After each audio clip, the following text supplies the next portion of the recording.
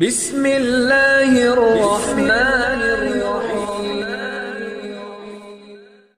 مفتی شعیب اللہ خان صاحب کے بیانات کے لیے مفتی صاحب کے آفیشیل چینل کو سبسکرائب کریں اور زیادہ سے زیادہ شیئر کریں۔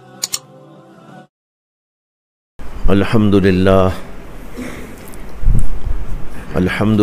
نحمده ونستعینه ونستغفره ونؤمن به ونتوکل علیہ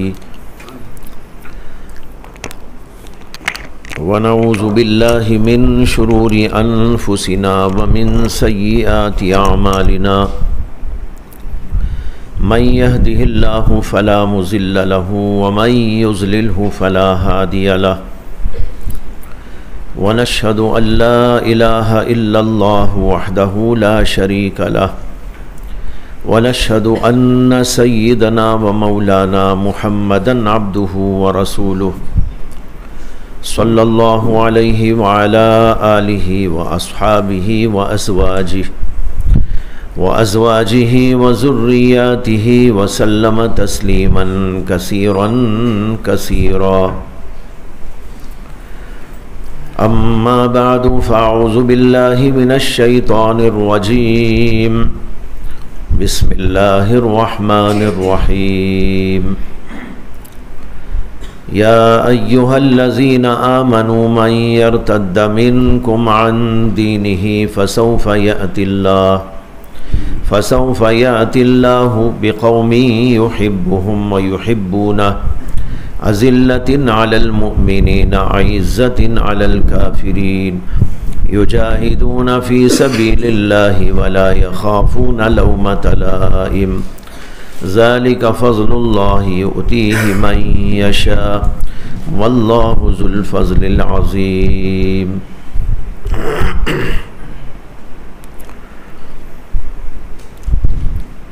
حضرات علماء کرام، طالبین کرام اور مختلف علاقوں کے آئے ہوئے مہمانان اعظام، اس وقت جو آیت آپ کے سامنے میں نے تلاوت کی ہے، اس آیت کے مضمون کے پیش کرنے سے پہلے بطور تمہید یہ بات عرض کرنا ہے کہ بندہ اللہ تعالیٰ کا پیدا کردہ ہے اور اللہ ہی کی دی ہوئی نعمتوں میں پل رہا ہے اور اسی کے قائم کردہ نظام کے تحت جی رہا ہے۔ یہ کائنات اسی اللہ کی ہے، یہاں کی نعمتیں اسی اللہ کی ہیں، یہ نظام کائنات اسی اللہ کا قائم فرمودہ ہے اور اسی کے اشاروں پر یہ سب کچھ ہو رہا ہے اور اسی میں انسان پرورش پا رہا ہے۔ کائنات کے اس نظام میں سب سے زیادہ اہم ترین ذات اللہ کے نزدیک انسان کی ہے۔ باقی جتنی چیزیں ہیں وہ سب کی سب دراصل انسان ہی کے لیے پیدا کی گئی ہیں۔ زمین ہو، آسمان ہو، چاند ہو، سورج ہو،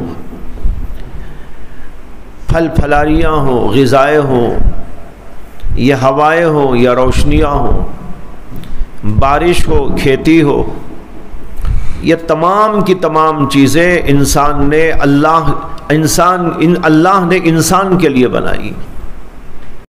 تو معلوم ہوا کہ انسان اصل ہے اور یہ پوری کائنات اس کے لیے بطور ذرائع اور وسائل اللہ نے پیدا فرمائے۔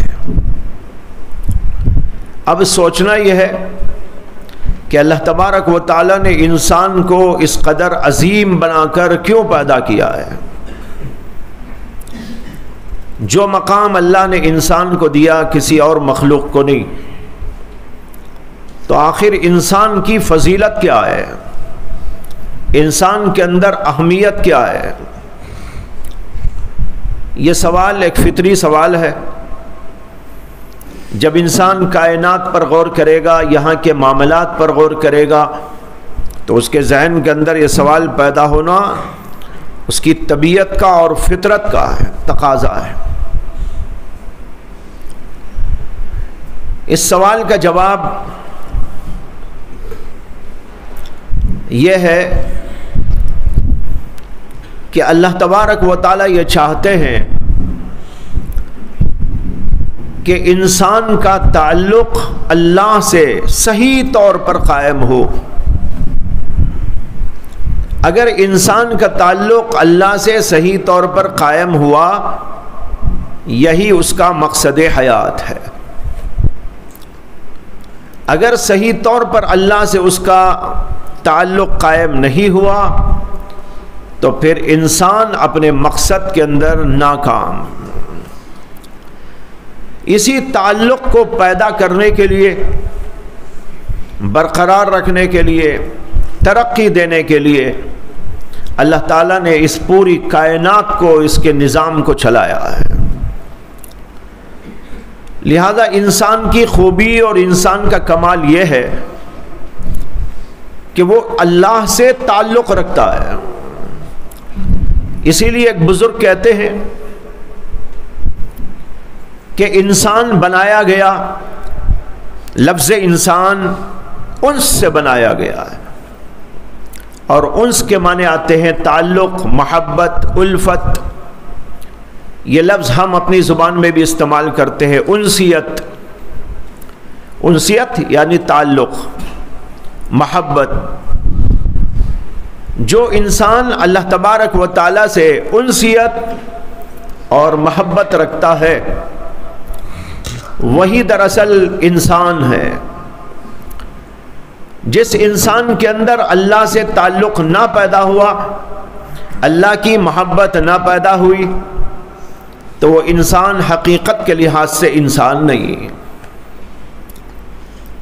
اللہ نے دنیا میں کئی قسم کی مخلوقات پیدا کی ہیں۔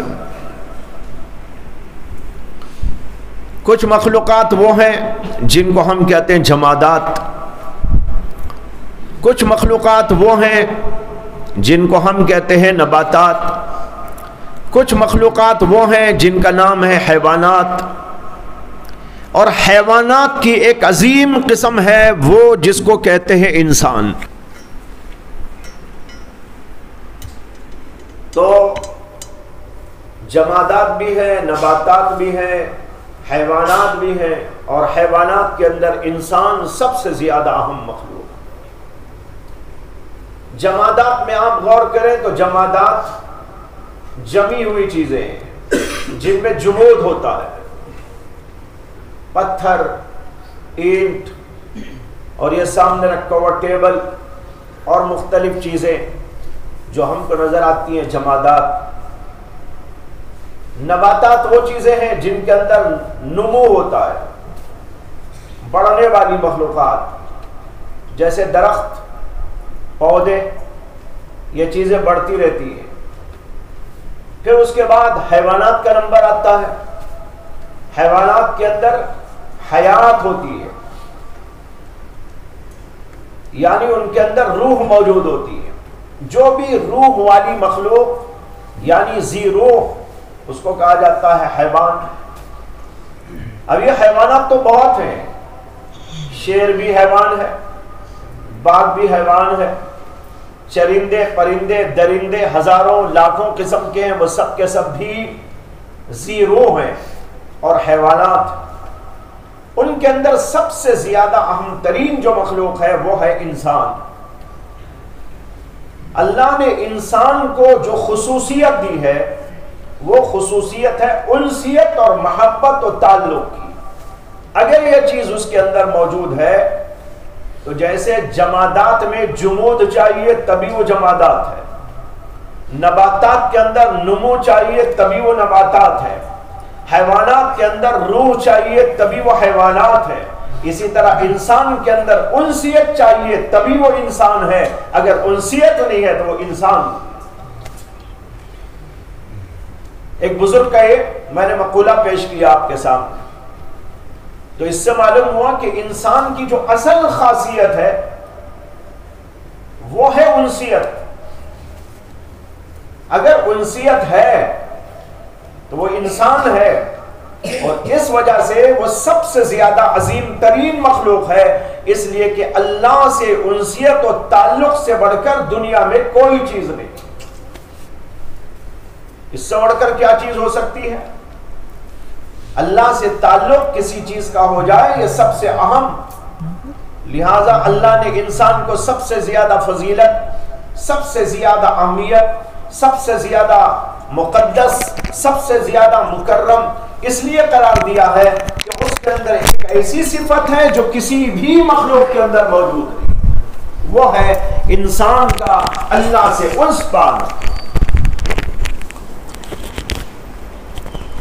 تو اس سے سمجھ میں آئی بات کہ انسان کی خاصیت ہے انسیت اور اللہ سے محبت. لہذا ہر انسان کے اندر یہ چیز ہونی چاہیے لازمی طور پر. اگر یہ چیز اس کے اندر موجود نہیں ہے تو اللہ کے نزدیک وہ بندہ، وہ انسان قابل قدر نہیں. قابل قدر وہی ہے جس کے اندر انسیت اور اللہ سے تعلق موجود ہو. یہ ایک تمہیدی بات یہ عرض کرنی تھی. اس کے بعد ایک اور بات یہ عرض کرنی ہے کہ دنیا کی تمام مخلوقات کو اللہ سے کوئی نہ کوئی تعلق حاصل ہے. زمین کو بھی حاصل ہے، چاند کو بھی حاصل ہے، آسمان کو بھی حاصل ہے، اور جانوروں کو بھی حاصل ہے، نباتات و جمادات کو بھی حاصل ہے. اس لیے کہ اللہ نے ان کو پیدا کیا اور وہ اللہ ہی کی مخلوق ہے. اس اعتبار سے تمام کی تمام مخلوقات کو اللہ سے تعلق ہے. لیکن تعلق کئی قسم کا ہوتا ہے. ایک تعلق رب اور مربوب ہونے کا.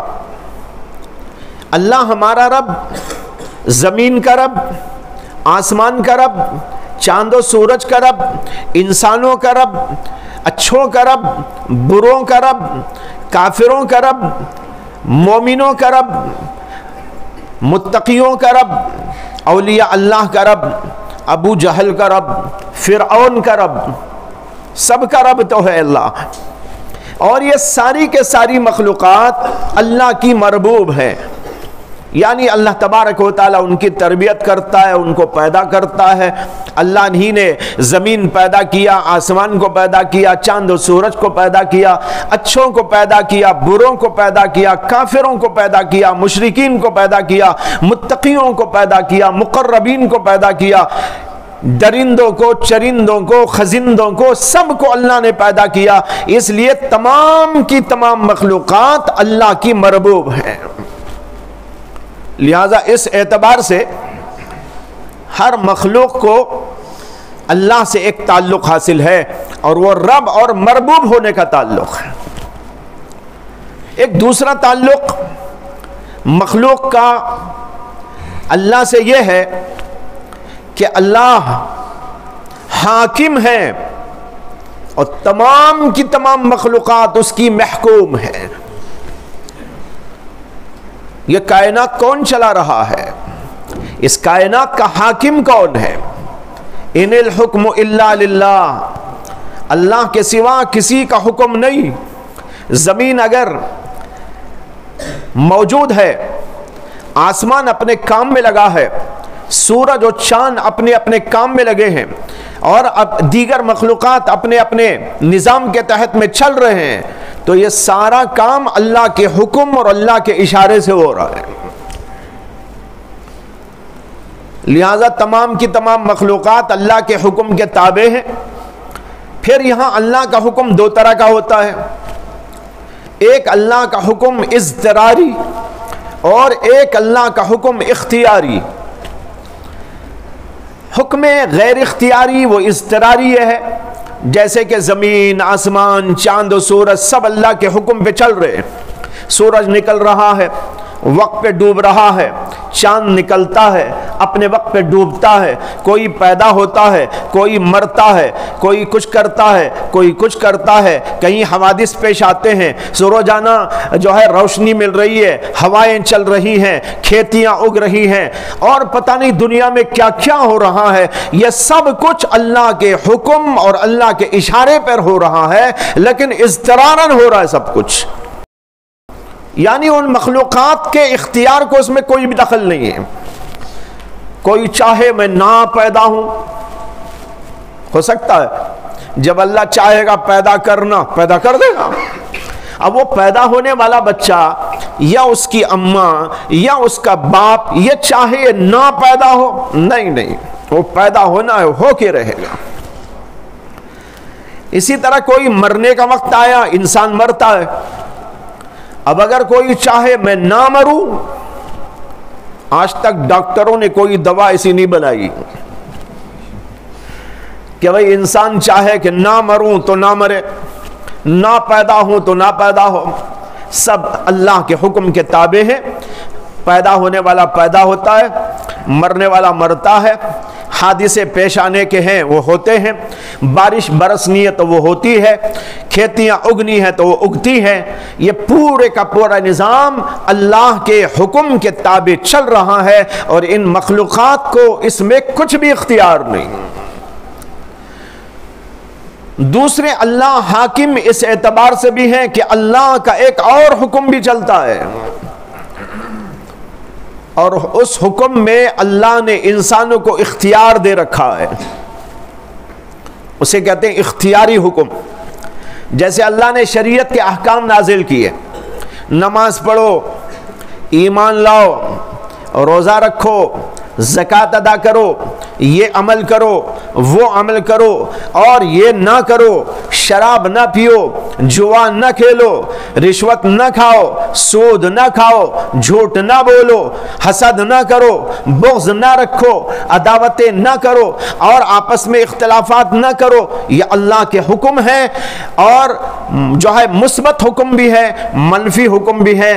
ان احکام کے اندر بندوں کو اللہ نے مختار بنا دیا ہے، اللہ ہی وہی حکم دیتا ہے۔ شریعت اللہ نے نازل کی، شریعت نبی بھی نہیں بناتا، شریعت اللہ بناتے ہیں اور وہی احکام نازل فرماتے ہیں، اور نبی اس شریعت کو لا کر دنیا میں نافذ کرتا اور دوسروں کو بتاتا ہے۔ اب یہاں پر یہ جو اللہ کے احکامات ہیں، ہم اس کے محکوم ہیں، ایمان ہم کو لانا ہے، نماز پڑھنی ہے، برائیوں سے بچنا ہے، فلاں کام کرنا ہے، فلاں کام نہیں کرنا ہے۔ یہ کیا ہوا؟ اللہ ہی کا حکم ہے، اللہ ہمارے حاکم ہیں، اور حاکم ہونے کے اعتبار سے اللہ نے یہ سارے احکام ہم کو عطا فرمائے۔ بس فرق ہے اس میں اور اس میں تو یہ ہے، وہ اضطراری احکام ہیں اور یہ اختیاری احکام ہیں کہ بندوں کو اللہ نے اختیار دے رکھا۔ اختیار کا مطلب یہ ہے بندہ چاہے تو ایمان لائے، بندہ نہ چاہے تو ایمان نہ لائے، اور دونوں کو پھر اللہ نے یہ بھی بتا دیا ایمان لانے والے بندوں کا حشر کیا ہوگا، نہ لانے والوں کا حشر کیا ہوگا، نماز پڑھنے والوں کا حشر کیا ہوگا، نماز نہ پڑھنے والوں کا حشر کیا ہوگا، برائی کرنے والوں کا حشر کیا ہوگا، برائی نہ کرنے والے اور اچھائی کرنے والوں کا حشر کیا ہوگا۔ یہ الگ بات ہے۔ بندوں کو اللہ نے یہاں مجبور نہیں کیا، بلکہ ان کو اختیار اور پاور دے رکھا، دونوں کر سکتے ہیں تم، لیکن اس کا نتیجہ بھی دیکھ لو، اس کا نتیجہ بھی دیکھ لو۔ جیسے زہر سامنے رکھ دیا اور ایک دودھ کا پیالہ بھی رکھا اور بتایا گیا کہ بھائی یہ دودھ ہے، یہ مسکہ ہے، یہ حلوہ ہے، اور اس کے اندر یہ خوبیاں ہیں، یہ کھاؤ گے طاقت آئے گی، صحت بڑھے گی، اچھائی پیدا ہوگی، دل دماغ ٹھیک ہوگا، اور اگر یہ زہر کھاؤ گے تو تم مر جاؤ گے، نہ مرو گے تو تمہارے پھیپھڑے خراب ہو جائیں گے، تمہارا دل بے دل ہو جائے گا، تمہارا دماغ بالکل ختم ہو جائے گا، اس لیے اس کے نقصانات ہیں اور اس کے فوائد ہیں۔ اب تم کو اختیار ہے، چاہے یہ کھاؤ یا یہ کھاؤ۔ اس کے باوجود کوئی زہر کھا لیتا ہے تو مرے گا، اور اگر یہ کھائے گا تو فائدہ ہوگا۔ اس طرح اللہ نے ایمان اور کفر کو اور اسی طریقے پر نیکیوں اور برائیوں کو دونوں کو سامنے رکھ دیا۔ وَهَدَيْنَاهُ النَّجْدَيْنِ، اللہ نے قرآن میں فرمایا وَهَدَيْنَا، ہم نے انسان کو دونوں صورتیں بتا دی، دونوں راستے بتا دیے، یہ اس کا راستہ اور یہ اس کا راستہ۔ تو بہرحال یہ بتا رہا ہوں کہ تمام کی تمام کائنات اللہ کے حکم کے ماتحت ہے، اللہ حاکم ہے اور بندے اور مخلوقات اللہ کے محکوم ہیں، چاہے وہ حکم اضطراری ہو چاہے حکم اختیاری ہو، ہر اعتبار سے بندے اللہ کے محکوم ہیں۔ یہ دوسرا تعلق ہوا اللہ تعالیٰ سے تمام مخلوقات کا۔ تیسرا ایک اور تعلق وہ یہ ہے کہ بندے اللہ کے عابد ہیں اور اللہ معبود ہے۔ یہاں بھی اضطراری عبادت اور اختیاری عبادت ہے۔ کچھ مخلوقات کو اللہ نے اپنی عبادت میں لگا دیا، اضطراراً لگا دیا، جیسے فرشتوں کو لگا دیا۔ فرشتے بعض وہ ہیں جو قیام میں ہیں، بس وہ قیام میں جب سے پیدا ہوئے تب سے لے کر آخری دم تک رہیں گے اور وہ کچھ نہیں کریں گے، بس اللہ کے سامنے ہاتھ باندھے کھڑے ہوئے۔ کچھ فرشتے وہ ہیں جو رکوع میں ہیں، کچھ وہ ہیں جو قومے میں ہیں، کچھ وہ ہیں جو سجدے اولا میں ہیں، کچھ وہ ہیں جو جلسے میں ہیں، کچھ وہ ہیں جو دوسرے سجدے میں ہیں۔ اب وہ اپنی عبادت کے اندر اضطراراً لگے ہوئے ہیں۔ اسی طرح زمین ہے، آسمان ہے، چاند و سورج ہے، یہ بھی اللہ کی عبادت میں اضطراراً لگے ہوئے ہیں، اس لیے کہ اللہ نے ان کو لگا دیا اس کام پہ، ان کو کوئی اختیار نہیں ہے، چاہے تو کریں چاہے تو نہ کریں، بس اللہ کی عبادت میں ان کو لگا دیا گیا۔ اور ایک عبادت اختیاری رکھی، بندوں کو بتایا دیکھو یہ عبادتیں ہیں، یہ نیکیاں ہیں، ان کو کرو گے تو یہ فائدہ ہے۔ اب جو بندہ اختیار کرتا ہے وہ عابد بندہ ہے، اور جو اختیار نہیں کرتا وہ غیر عابد اور اللہ کا نافرمان بندہ ہے۔ بہرحال ایک تعلق بندوں کا، مخلوق کا اللہ سے یہ ہے کہ اللہ معبود ہے ہمارے اور ہم سب کے سب اللہ کے عابد ہیں۔ اس تعلق میں اور مخلوقات بھی انسان کے ساتھ شریک ہے۔ اب یہاں یہ نقطہ دیکھیے، میں نے پہلا تعلق بتایا تھا کہ اللہ تبارک و تعالی رب ہیں، مخلوقات مربوب، اس میں ساری مخلوقات شامل ہیں، کوئی مستثنا نہیں۔ دوسرا تعلق میں نے بتایا تھا اللہ حاکم اور ساری مخلوق محکوم، اس میں بھی پوری مخلوقات شامل ہیں انسان کے ساتھ۔ اور تیسرا میں نے بتایا تھا عابد و معبود، اس کے اندر بھی ساری کے ساری مخلوقات شامل ہیں انسان کے ساتھ۔ اب اس کے بعد ایک اور نمبر ہے اللہ سے تعلق کا، اور وہ تعلق ہے عاشق و معشوق کا۔ سمجھ میں آ رہا بھائیو؟ عاشق اور معشوق کا، کہ اللہ معشوق ہے ہمارا اور ہم سب کے سب، ساری کے ساری جو بھی جو ہے انسانوں کی مخلوق ہے یہ اللہ کی عاشق۔ لیکن یہ تعلق ایسا ہے کہ اس تعلق میں اور مخلوقات انسان کے ساتھ شریک نہیں ہیں۔ سمجھ میں آیا؟ رب اور مربوب ہونے میں سب شریک، رب اللہ ہے، مربوب ہونے میں سب شریک، محکوم ہونے میں سب شریک، معبود عابد ہونے میں سب شریک۔ لیکن جب یہاں پر نمبر آتا ہے کہ اللہ ہمارا معشوق اور ہم اللہ کے عاشق، تو یہاں آ کر دوسری مخلوقات انسان سے جدا ہو جاتی ہیں، وہ اس میں شامل نہیں۔ اب آپ پوچھیں گے دلیل کیا ہے؟ دلیل یہ ہے کہ قرآن کریم کے اندر آیا اللہ تعالیٰ نے فرمایا اِنَّا عَرَضْنَا الْأَمَانَةَ عَلَى السَّمَاوَاتِ وَالْأَرْضِ وَالْجِبَالِ فَأَبَيْنَ أَن يَحْمِلْنَهَا وَأَشْفَقْنَ مِنْهَا وَحَمَلَهَا الْإِنسَانُ إِنَّهُ كَانَ ظَلُومًا جَهُولًا۔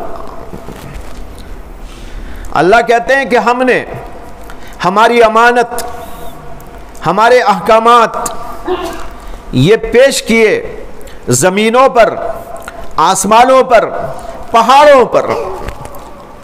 یہاں 3 مخلوقات کا ذکر ہے اور یہ بڑی عظیم مخلوقات ہیں۔ زمین کتنی بڑی مخلوق، آسمان کیسی عظیم مخلوق، پہاڑ دیکھو کہاں سے کہاں تک ہوتے ہیں، اتنے بڑے بڑے پہاڑ، یہاں تو چھوٹے چھوٹے پہاڑ ہیں۔ آپ چلے جائیں کشمیر میں، ارے اتنے بڑے بڑے پہاڑ۔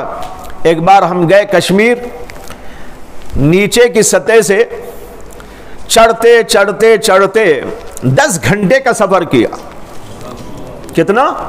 10 گھنٹے کا، پہاڑوں کا۔ اور 10 گھنٹے اوپر چڑھنے کے بعد جہاں ہم کو جانا تھا وہاں پہنچے۔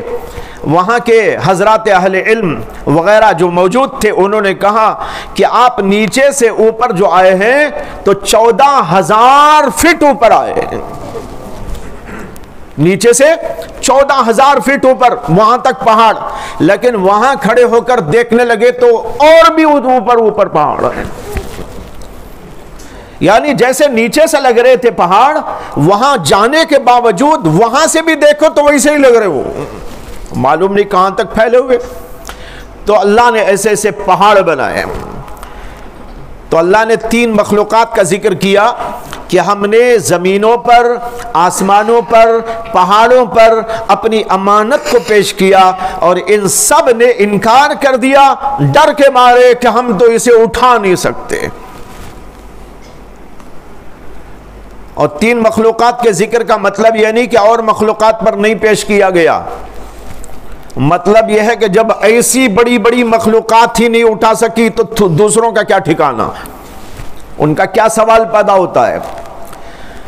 جب ایسے بڑے بڑے عظیم الشان پہاڑ، یہ عظیم مخلوق پہاڑ، یہ آسمان اور یہ زمین، وہی اس کو اٹھانے سے عاجز آ گئے تو اور مخلوقات کو سوال ہی پیدا نہیں ہوتا، ان کا بھی جواب وہی ہوگا جو انہوں نے دیا تھا، اسے ان کا ذکر نہیں کیا گیا۔ عدم ذکر ذکر عدم کو مستلزم نہیں، یہ آپ پڑھتے رہتے ہیں۔ تو ان 3 مخلوقات اور دیگر مخلوقات سب نے انکار کر دیا۔ آگے ہے وَحَمَلَهَا الْإِنسَانُ، انسان نے اس کو اٹھا لیا۔ حضرات علماء نے لکھا ہے اس کی تفسیر کے اندر وَحَمَلَهَا الْإِنسَانُ، انسان نے اٹھا لیا۔ کیوں اٹھا لیا؟ اسے کہ اور مخلوقات کے اندر عشق نہیں تھا، انسان کے اندر اللہ کا عشق موجود تھا۔ اس نے کسی چیز کی پرواہ نہ کی، میں اٹھا سکتا ہوں کہ نہیں اٹھا سکتا ہوں، اٹھانے کے بعد کیا ہوگا کہ نہیں ہوگا، اس نے اس کی کوئی پرواہ نہیں کی۔ اس نے کہا اللہ نے کہہ دیا اٹھا لیا میں نے۔ یہ ہوتا ہے عاشق، اور جو سوچتا کھڑا رہتا اٹھاؤں کہ نہیں اٹھاؤں، وہ عقل مند تو ہو سکتا ہے، وہ عاشق نہیں ہو سکتا۔ وہ عقل مند تو ہو سکتا ہے، عاشق نہیں ہو سکتا۔ عاشق تو آگ میں کود جاتا ہے، عاشق تو آگ میں کود جاتا ہے، بے خطر کود پڑا آتش نمرود میں عشق، بے خطر کود پڑا آتش نمرود میں عشق۔ اس کا حال تو یہ ہوتا ہے کہ بس اللہ کے نام پر وہ اپنی قربانی دے دیتا ہے۔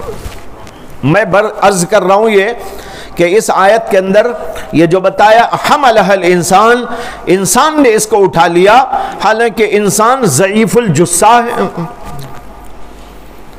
قلیل الجثہ بھی ہے، پہاڑ کے اعتبار سے اور زمین کے اعتبار سے اور آسمان کے اعتبار سے، ان مخلوقات کے اعتبار سے دیکھو تو انسان تو بڑا ضعیف الجثہ ہے۔ اور ان کو تو چھوڑیے، اس سے بھی اور بھی مخلوقات موجود ہیں، ان کے اعتبار سے بھی بڑا ضعیف ہے۔ ہاتھی اونٹ، دیکھیے کیسی بڑی بڑی مخلوقات، انسان ان کے سامنے کچھ نہیں، لیکن اس کے اندر عشق رکھا ہوا تھا. اس عشق کی بنیاد پر اس نے کہا کہ میں اس کو اٹھاتا ہوں، اے میرے پروردگار آپ نے حکم دے دیا، اس پر مر مٹنا میرا کام ہے، اس کو قبول کروں گا، اٹھاؤں گا، اس میں دب جاؤں گا، ہو سکے تو مر جاؤں گا لیکن اٹھا کے رہوں گا، اسے کہ آپ نے کہہ دیا تو بس یہی میرے لیے کافی ہے. آگے ہے اللہ نے فرمایا وَحَمَلَهَا الْإِنسَانُ إِنَّهُ كَانَ ظَلُومًا جَهُولًا. وہ تو بڑا ظالم، بڑا جاہل ہے. اللہ انسان کے بارے میں فرما رہے إِنَّهُ كَانَ ظَلُومًا جَهُولًا، یہ انسان بڑا ظالم ہے، بڑا جاہل. ظلوم اور جہول دونوں کے دونوں مبالغے کے صیغے ہیں، لہذا اس کا ترجمہ ہے بڑے ظالم، بڑے جاہل. یہ انسان بڑا ظالم ہے، بڑا جاہل. اب یہاں سوال پیدا ہوتا ہے کہ اللہ کے عشق میں بیچارے نے نہ آؤ دیکھا، نہ تاؤ دیکھا، نہ آگ دیکھا، نہ سمندر دیکھا، نہ جنگل دیکھا، نہ پہاڑ دیکھا، وہ آگے بڑھ کر قبول کر لیا، اور اللہ اس کی تعریف کرنے کے بجائے تنقیص فرما رہے ہیں اور کہہ رہے انہو کان ظلوما جہولا، یہ بڑا ظالم اور بڑا جاہل. اس کی بہت ساری تفسیریں ہیں اور اس کے جوابات دیے گئے ہیں، لیکن اس موقع کی مناسبت سے جو جواب ہے وہ عرض کرتا ہوں. دوسرے جوابات عرض کروں گا تو آپ پھیکے پڑ جائیں گے، اسے وہی جواب نقل کروں گا جو اس موقع کی ضرورت کا ہے. بعض بزرگوں نے فرمایا کہ اللہ تبارک و تعالی نے یہ جملہ جو فرمایا ہے انہو کان ظلوما جہولا، یہ اس کے عشق کے جواب کے اندر اللہ نے فرمایا ہے. عشق کا جواب عشق ہوتا ہے. هل جزاء الاحسان الا الاحسان، احسان کے بدلہ سوائے احسان کے کیا ہے. انسان نے یہاں اپنا عشق پیش کیا، اللہ نے اس کے عشق کے جواب میں کہا انہو کان ظلوما جہولا. آپ کہیں گے کیا جواب ہے؟ آپ سمجھیے اس جواب کا حاصل یہ ہے جیسے ایک جگہ پر مشاعرہ چل رہا تھا، مشاعرے کے اندر لوگ بہت ساری شاعری کر رہے تھے، اشعار پڑھ رہے تھے، اور اسی کے اندر جو ہے بڑے زبردست اشعار آئے، غالب کے آئے یا کسی مغلوب کے آئے، غالب کے آئے یا کسی مغلوب کے آئے، مغلوب الحال مراد ہے، مغلوب الحال کے آئے. تو وہاں جو لوگ بیٹھے ہوئے تھے نا انہوں نے کہا ظالم نے کیا کہا،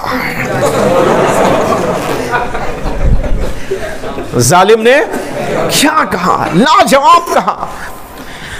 ظالم نے کیا کہا؟ لاجواب کہا. اب میں آپ سے پوچھتا ہوں یہ جو کہا جا رہا ہے یہ کیا تنقیص کے لیے کہا جا رہا ہے یا تعریف میں کہا جا رہا ہے؟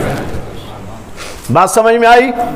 بس یہاں بھی وہی سمجھیے کہ جب انسان نے کہا اے اللہ پہاڑ نہ اٹھائیں تو نہ اٹھائیں، زمین نہ اٹھائے تو نہ اٹھائے، یہ پہاڑ پیچھے ہٹتے ہیں تو ہٹ جائیں، لیکن میں کسی چیز کی پرواہ کیے بغیر آپ کے حکم کو لیتا ہوں، قبول کرتا ہوں. یہ اللہ کی طرف سے اللہ نے جب اس نے یہ کہا، اللہ نے جواب میں کہا انہو کان ظلوما جہولا، ارے بڑا جاہل، بڑا ظالم.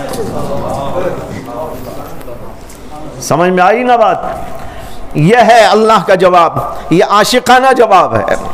یوں کہہ لیجئے کہ جو اللہ تبارک و تعالی نے اس کے عشق کا جواب عطا فرما دیا ہے. تو یہ تنقیص کے لیے نہیں ہے، توہین کے لیے نہیں ہے، بلکہ دراصل اللہ نے اس کی تعریف کا ایک نیا انداز اختیار فرمایا. یہ ہمارے محاورے میں شامل داخل ہے، جیسے کہ میں نے مثال آپ کے سامنے رکھ دی ہے. معلوم ہوا کہ انسان کے اندر عشق یہ ہوا کرتا ہے اور یہ اس کی اصل چیز ہے. لہٰذا جو آدمی اللہ کے احکام کو قبول کرتا ہے، اب یہاں ایک سوال پیدا ہوتا ہے کہ تمام انسان تو قبول نہیں کرتے اللہ کے احکام. तमाम इंसान तो कबूल नहीं करते। अबू जहल ने कबूल नहीं किया, फिरौन ने कबूल नहीं किया, नमरूद ने कबूल न किया, कारून ने कबूल न किया, हामान ने कबूल न किया। आज भी बेशुमार दुनिया के अंदर लोग मौजूद हैं जो अल्लाह के कलाम को, अल्लाह की अमानत को कबूल नहीं करते, लिहाजा उनके बारे में क्या कहा जाएगा। देखो, मैंने पहले भी अर्ज किया है, बात चीजें अल्लाह ने इख्तियारन रखी है। यहां भी ये मादा है, इंसान की असलियत ये है कि उसके अंदर इश्क हो, लेकिन ये इख्तियारन रखा है। जो लेगा वो ये मकाम पाएगा, जो नहीं लेगा वो अल्लाह के यहां से मरदूद हो जाएगा। इसीलिए हजरत सैयदना आदम अलैहिस्सलाम के सामने सजदा करने से इनकार करने पर शैतान को जो है अपने दरबार से अल्लाह ने निकाल दिया, रांदे दरगाह बना दिया।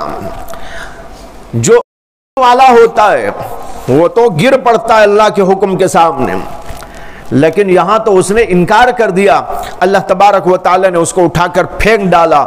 इसी तरीके पर जो लोग अल्लाह के इश्क वाले नहीं हैं और इस वजह से वो अल्लाह के अहकामात को कबूल भी नहीं करते हैं, वो सब के सब मरदूद हो जाएंगे। और जो इसको कबूल करते हैं और अल्लाह के इश्क में आकर अल्लाह के अहकाम पर चलते रहते हैं और जिंदगी उसके मुताबिक गुजारते हैं, वो अल्लाह के यहाँ मकाम पा लेते हैं। लिहाजा इंसान हकीकत में वही इंसान है जिसके अंदर अल्लाह का इश्क मौजूद हो, और जब अल्लाह का इश्क आ जाता है, अल्लाह का इश्क आने के बाद जिंदगी के अंदर तब्दीली शुरू हो जाती है। अल्लाह का जो हुक्म आएगा मानेगा, अल्लाह ने जिस बात से मना किया उससे रुक जाएगा। इसलिए कि इश्क की खासियत ही यह है कि इश्क वाला उसके हुक्म को मानता है, जिसका वो आशिक होता है उन बातों से दूर रहता है जो माशूक की नजर में बुरी होती है। एक आदमी से इश्क रखता हो, उसके बावजूद उसकी बात पे न चलता हो, एक आदमी से इश्क रखता हो और फिर भी उसकी नाफरमानी करता हो, और वो जो नहीं चाहता वो करता हो, नहीं कहा जा सकता कि वो उसका आशिक है, बल्कि यूं कहा जाएगा कि ये तो इश्क का ढोंग कर रहा है। तो भाइयों, अब तक की गुफ्तगू में ये बात वाज़ेह हो गई कि इंसान के अंदर असल जो चीज है वो है अल्लाह से उनसियत और अल्लाह का इश्क। इसी की बुनियाद पर उसको ये फजीलत हासिल है, और ये फजीलत उन्हीं बंदों को हासिल होगी जो बंदे के ये चीज अपने अंदर रखते हैं, और जो लोग अपने अंदर ये नहीं रखते उनको वो चीज हासिल नहीं हो सकती, जैसे कि कुफ्फार को हासिल नहीं। ये तमहीदी गुफ्तगू थी। अब इस तमहीदी गुफ्तगू के बाद मैं आयत की तशरीह आपके सामने अर्ज करना चाहता हूं, जिसको मैंने शुरू में आपके सामने अर्ज किया था कि अल्लाह तबारक व तआला फरमाते हैं, या अय्युहल्लज़ीना आमनू मन यर्तद्द मिनकुम अन दीनिही, ऐ ईमान वालो, तुम में से जो अल्लाह के दीन से फिरना चाहता है, अल्लाह के दीन से फिर जाता है, अल्लाह को उसकी कोई परवाह नहीं, इसलिए कि अल्लाह फसौफ यअतिल्लाहु बिक़ौमिन युहिब्बुहुम व युहिब्बूनहु, अल्लाह एक दूसरी कौम को पैदा कर देंगे जो अल्लाह ताला से मोहब्बत करने वाली और अल्लाह उससे मोहब्बत करने वाले हैं। ये आयत बड़ी अजीब व गरीब आयत है। इसमें पहले एक धमकी है मुसलमानों को, क्या ए ईमान वालो, अगर तुम दीन पर कायम नहीं रहना चाहते, मेरे अहकाम पर चलना नहीं चाहते, मेरे दीन को छोड़ देना चाहते हैं, उल्टे पैर चले जाना चाहते हैं, जिसका नाम है इर्तिदाद, उल्टे पैर चले जाना, दीन से निकल भागना, नमाज ना पढ़ना, रोजा ना रखना और दीगर काम ना करना, अगर तुम ये चाहते हो तो तुम हट जाओ, मुझे तुम्हारी कोई जरूरत नहीं है, मैं एक और कौम को लेके आऊंगा। यहां पर अल्लाह ने जो ये कहा फसौफ यअतिल्लाहु बिक़ौम, अल्लाह एक और कौम को पैदा कर देगा, तो आगे अल्लाह ने उसकी सिफात बयान की, लेकिन उसमें सबसे अव्वलीन सिफत जो बयान फरमाई है वो सिफत है युहिब्बुहुम व युहिब्बूना। ऐसी कौम अल्लाह लाएंगे کہ وہ اللہ ان سے محبت کرنے والا اور وہ اللہ سے محبت کرنے والے ہوں گے۔ یہاں پر خاص طور پر اہل علم حضرات غور کریں، عوام کو بھی سمجھ میں آ جائے گی بات، کوئی ایسی دقیق بات نہیں ہے، لیکن خاص طور پر اہل علم اس کی طرف توجہ فرمائے کہ یہاں پر اللہ نے کہا کہ اگر تم دین سے پھر جانا چاہتے ہو تو میں اور قوم کو لے آؤں گا جو قوم محبت کرنے والی ہوگی۔ یہاں سوچنے کی بات یہ ہے کہ وہ قوم جو اللہ لانا چاہتے ہیں، اللہ اس کی صفت میں سب سے پہلی صفت یہ بیان کر رہے ہیں کہ اللہ ان کو چاہتا ہے، وہ اللہ کو چاہنے والے بندے ہوں گے۔ معلوم ہوا کہ اللہ کو ایسے ہی بندے مطلوب ہیں جو بندے کے اللہ کے عشق میں سرشار ہوں۔ اس لیے کہ اگر جو ہے کوئی اور صفت سب سے اہم ہوتی نا، وہ صفت لائی جاتی، ارے بھائی تم یہ کام نہیں کرنا چاہتے نا، ہٹ جاؤ، میں اور ایک کو لے کے آؤں گا، وہ میرا کام کرے گا۔ اب مثال کے طور پر ایک آدمی نے ایک آدمی کو کام پہ رکھا، کام کیا تھا؟ مثال کے طور پر اس کا کام تھا کہیں جانا اور آنا،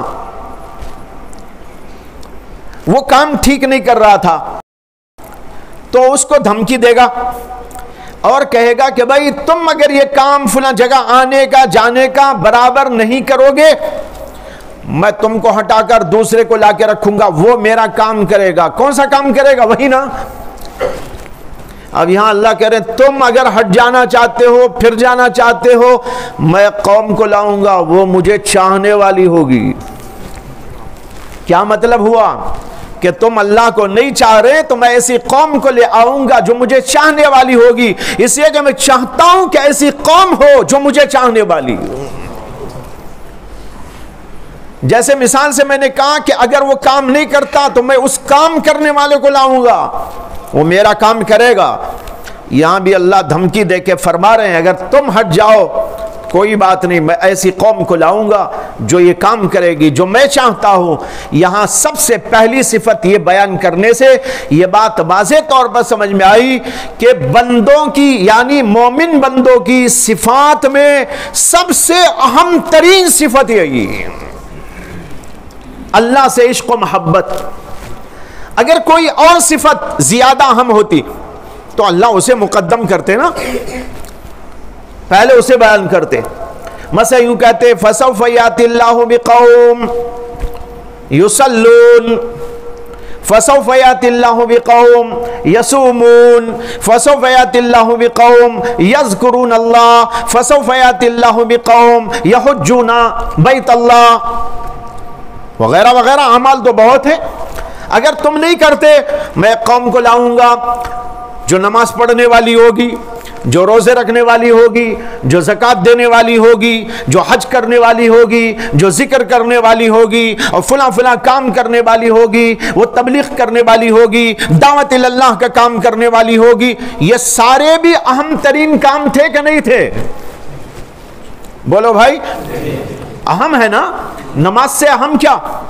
عبادت میں سب سے اہم روزہ بڑا اہم، زکوٰۃ بہت اہم، حج بیت اللہ اہم، دعوت و تبلیغ بڑی اہم، ذکر اللہ بہت اہم، جہاد بھی بہت اہم۔ لیکن اللہ نے سب سے پہلی صفت جو بیان کی وہ یہ ہے یحبہم ویحبونہ، اللہ ان کو چاہے گا، وہ اللہ کو چاہنے والے ہوں گے۔ ایسی مخلوق کو میں پیدا کروں گا۔ معلوم ہوا کہ مومنانہ صفات میں سب سے اہم ترین صفت یہ اللہ سے حب ہے، اللہ کا عشق ہے، اور اللہ کا عشق آنے کے بعد ہی نماز بھی ڈھنگ کی ہوگی، روزہ بھی ٹھیک ہوگا، زکوٰۃ بھی ادا ہوگی، اور ذکر اللہ بھی ہوگا، جہاد فی سبیل اللہ بھی ہوگا، دعوت و تبلیغ کا کام بھی ہوگا، درس و تدریس کا کام بھی ٹھیک طور پر ہوگا۔ سارے کے سارے اعمال کی روح اللہ کی محبت ہے۔ دیکھیے قرآن کریم میں اللہ تعالیٰ نے فرمایا اقیم الصلاۃ لذکری، نماز قائم کرو میرے ذکر کے واسطے۔ اور ذکر جو ہوتا ہے یاد، یہ عاشقانہ ایک چیز ہے۔ ذکر کیا ہے؟ عاشقانہ عبادت. معلوم ہوا کہ نماز کا مقصد عشق ہے. اس سے کہ جو آدمی عاشق ہوتا ہے وہ اس کا نام برابر چپتا رہتا ہے. لیلا لیلا لیلا، مجنو لیلا لیلا پکارتا جاتا تھا. مولانا روم نے کہا عشق مولا کہ کم بود از عشق لیلا. اللہ کا عشق لیلا کے عشق سے کم کیسے ہو سکتا ہے؟ ارے جب ایک آدمی لیلا کے عشق میں ایسا ہو گیا تو کیا لیلا کے عشق سے بڑھ کر اللہ کا عشق نہیں ہے؟ تو اللہ کا عشق جس میں آ جائے گا وہ بھی کہے گا اللہ اللہ اللہ. یہاں پر بعض علماء کا اختلاف ہے، بعض کا بہت مختصر قلیل لوگوں کا اللہ اللہ اللہ یہ ذکر کرنا جائز ہے کہ ناجائز. بعض علماء جیسے علامہ ابن تیمیہ رحمت اللہ علیہ کہتے تھے کہ ذکر تو ہے لا الہ الا اللہ، یا نہیں تو سبحان اللہ یا الحمدللہ یا جو ہے اللہ اکبر، یعنی پورا جملہ ہونا چاہیے.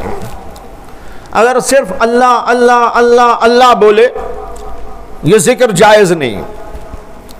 لیکن جمہور علماء کہتے ہیں وہ ذکر جائز ہے، اور اس لیے کہ قرآن کریم میں اللہ نے فرمایا وَاذْكُرِ اسْمَ رَبِّكَ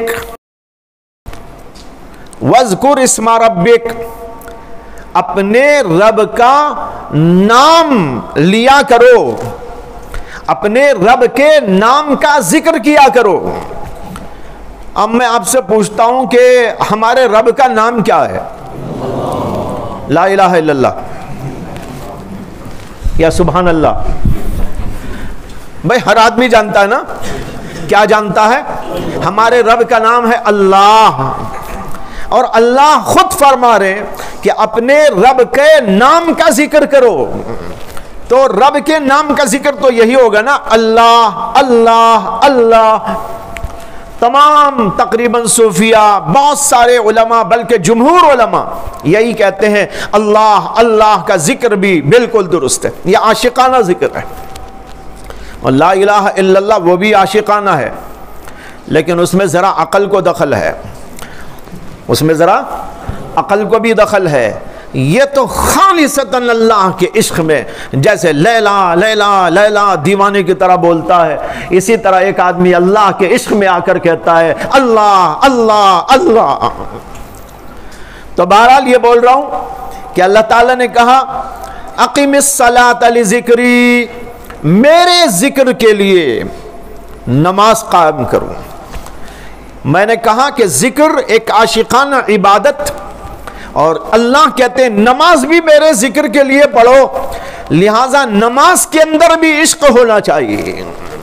لہٰذا جب ہم نماز پڑھیں عاشقانہ نماز پڑھو، یعنی ڈوب جاؤ اچھی طرح، جو ہے اللہ کی طرف پوری توجہ ڈالو، اور ایک ایک چیز کو بہت ہی دل کے ساتھ میں ادا کرو، گویا کہ قربان ہو رہے ہو. جب ہم رکوع کریں یا سجدے میں جائیں تو ایسا محسوس ہو کہ بس جناب اللہ کے پیروں پہ پڑ گئے. حدیث میں بھی آتا ہے کہ نبی اکرم صلی اللہ علیہ وسلم نے ارشاد فرمایا کہ جب بندہ سجدے میں جاتا ہے اللہ سے سب سے زیادہ قریب ہوتا ہے، اور جب بندہ سجدے میں سر رکھتا ہے گویا اللہ کے قدموں پر سر رکھتا ہے. یہ ہے عاشقانہ عبادت. حضرت مولانا فضل الرحمان گنج مراد آبادی رحمت اللہ علیہ نے حضرت مولانا حکیم الامت تھانوی رحمت اللہ علیہ جب ان کی خدمت میں گئے تھے، 25 سال کی عمر ہے، بالکل جوان تھے، پڑھا رہے تھے کانپور کے مدرسے کے اندر، پڑھاتے پڑھاتے تھانہ بھون آتے ہوئے حضرت مولانا فضل الرحمان گنج مراد آبادی جو اس زمانے کے نقش بندیہ سلسلے کے بہت بڑے اکابرین میں سے تھے، ان سے ملنے کے لیے گئے تو ان سے فرمایا کہ بھائی ایک بات جی میں آتی ہے تم سے کہنا چاہتا ہوں. فرمایا کہ جی حضور فرمائیں. تو فرمایا کہ جب میں سجدے میں جاتا ہوں مجھے ایسا محسوس ہوتا ہے اللہ نے گود میں لے کر پیار کر لیا ہو. یا اللہ یہ کیا مزہ تھا، یہ کیا لطف تھا، یہ کیا عشق تھا، یہ کیا محبت کی ایک عجیب و غریب ادا تھی کہ سجدے میں جا رہے ہیں تو کچھ عجیب سا احساس ہو رہا ہے۔ ان کے پاس الفاظ موجود نہیں تھے کہ اللہ کے لیے اس موقع پر میں کیا الفاظ استعمال کروں۔ جو بندے استعمال کرتے مستعار اس کو لے لیا۔ بندے کہتے ہیں نا جیسے ماں کے گود میں چلا گیا تو بچے کو کیا سکون ملتا ہے، بچہ ادھر سے ادھر سے ماں کے چھاتیوں میں آ کے لگ کر بیٹھ جاتا ہے، اسے کتنا سکون معلوم ہوتا ہے۔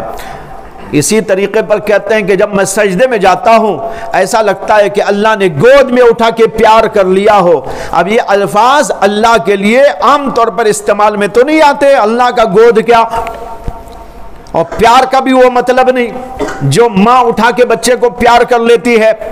لیکن بھائی اس کیفیت کی ادائیگی کے لیے ان کے پاس الفاظ موجود نہ تھے تو انہوں نے مستعار وہی الفاظ لے لیے جو ہمارے محاورے کے اندر استعمال ہوتے ہیں۔ تو یہ ہوتی ہے نماز کی کیفیت، نماز میں عشق ہو یہ مقصود ہے۔ اسی طریقے پر روزہ عاشقانہ عبادت، بلکہ آپ غور کریں تو تمام عبادات کی روح یہی ہے، عشق الہی۔ جب آدمی روزہ رکھتا ہے بھوکا رہتا ہے، کیوں؟ اللہ نے کہہ دیا کھانا نہیں ہے۔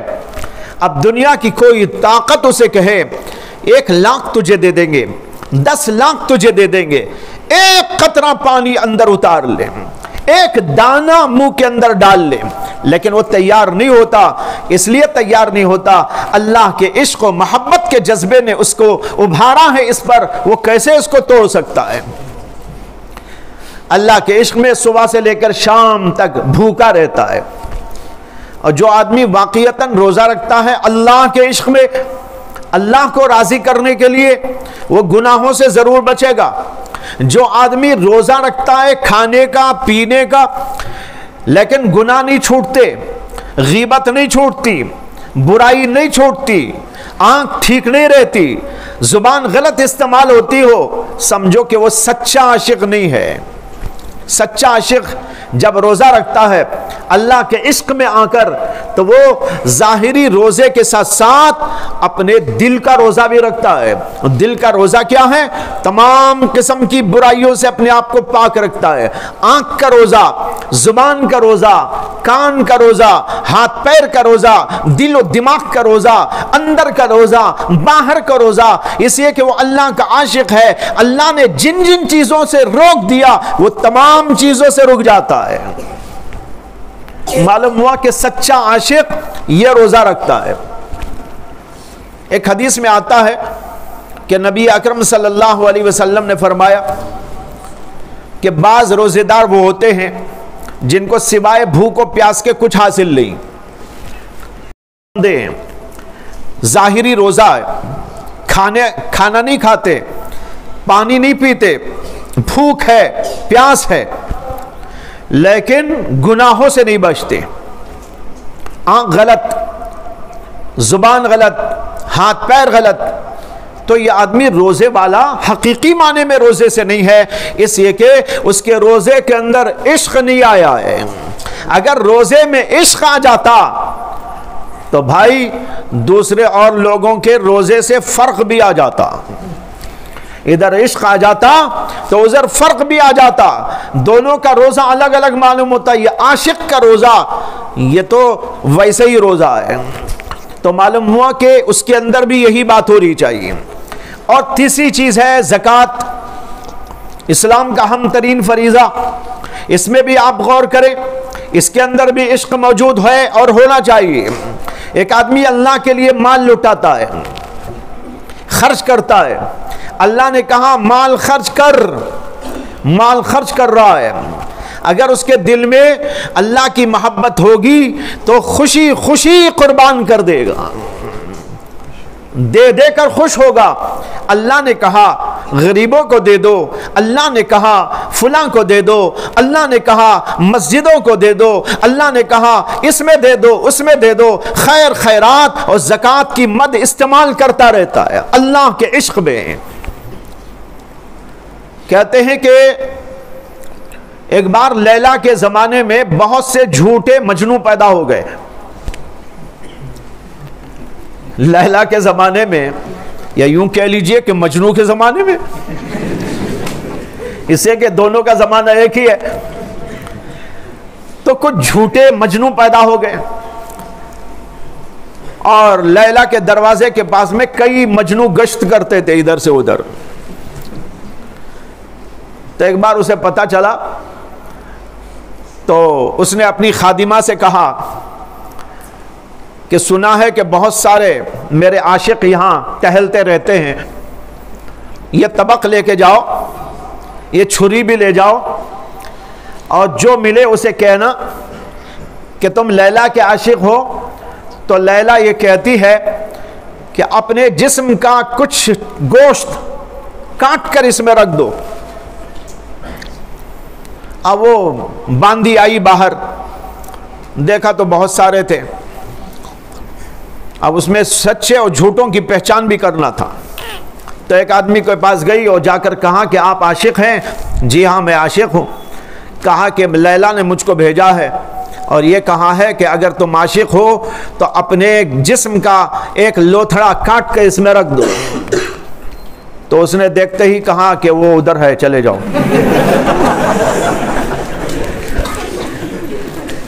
وہ تو پیچھے ہے ادھر۔ تیسرے دوسرے کے بعد تیسرے کے بعد سب جو ہے یہی کہنے لگے۔ آخرکار وہ جو اصلی مجنو تھا وہ تو واقعی مجنو تھا، اس کا نام ہی مجنو ہو گیا کہ وہ اپنی رٹ لگائے لیلا لیلا کے چکر میں بیٹھا ہوا ہے۔ اب اس کے پاس گئی اور جا کر کہا کہ میں لیلا کی خادمہ ہوں، انہوں نے یہ کہا ہے۔ بس اتنا سنتے ہی اچھا، اور ایک نے یہ کہا تھا یہ پوچھ کر آنا کہ کون سے حصے کا نکال کے دوں گوشت۔ اس کے بعد جب گئے تو اس نے یہ بھی نہیں پوچھا، اس نے تھوڑا سے ادھر سے نکال دیا، تھوڑا ادھر سے نکال دیا، تھوڑا ادھر سے نکال دیا، تھوڑا ادھر سے نکال دیا، کچھ گردن سے نکال دیا، مختلف جگہ سے گوشت کے ٹکڑے نکال نکال کے رکھ دیے۔ اسی طرح میں کہہ رہا ہوں کہ اللہ کا حکم جب آ جائے بندہ وہاں پس و پیش نہیں کر سکتا۔ اگر اس کے اندر اللہ کا عشق موجود، نماز میں پس و پیش نہیں کرے گا، روزے میں کبھی پس و پیش نہیں کرے گا، اور اسی طریقے پر زکوٰۃ کی ادائیگی میں اور اللہ کے نام پر خرچ کرنے میں کبھی پس و پیش نہ کرے گا، اللہ کا نام آتے ہی لوگ اسی لیے کہتے ہیں اللہ کے نام کو دیکھو، مانگنے والے کو بھی معلوم ہے، مانگنے والے کو بھی معلوم ہے دینے کا مادہ عاشقوں میں ہوتا ہے، اسی لیے وہ کیا بولتا ہے؟ اللہ کے نام پہ دے دو۔ یہ نہیں بولتا میں غریب ہوں دے دو، مجھے ضرورت ہے دے دو، مجھے کپڑا چاہیے دے دو۔ کپڑا چاہیے، اناج چاہیے، غلہ چاہیے، کچھ بھی چاہیے، لیکن مانگنے والا یہ سمجھتا ہے کہ دینا اسی کا کام ہے جو اللہ کا عاشق ہوتا ہے، اس لیے اسے کہتا ہے اللہ کے نام پہ دے دو۔ تو معلوم ہوا کہ یہاں بھی عشق کار فرما ہوتا ہے اور ہونا چاہیے۔ اور پھر اس کے بعد نمبر ہے حج کا۔ ارے حج کو تو کیا کہنا، اوپر سے نیچے تک پورے کا پورا عاشقوں ہی کی عبادت ہے۔ وہ لباس عاشقوں کا، انداز عاشقوں کا، نعرہ عاشقوں کا، گانا عاشقوں کا، سب چیزیں عاشقوں کی، یہاں سے وہاں تک دیکھتے چلے جاؤ، عاشق ہی عاشق، عشق ہی عشق اس کے اندر کوٹ کے بھرا نظر آتا ہے۔ پہلے تو اپنا یہ لباس نکال دیتا ہے، عاشقانہ لباس پہنتا ہے، نہ کپڑے سلے ہوئے نہ بنے ہوئے، بس ویسے ہی لپیٹ کے چلتا ہے۔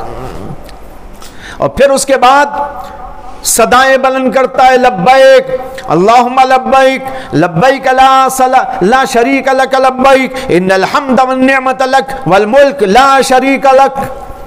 یہی اس کا گانا، یہی اس کا نعرہ، یہی اس کا ترانہ۔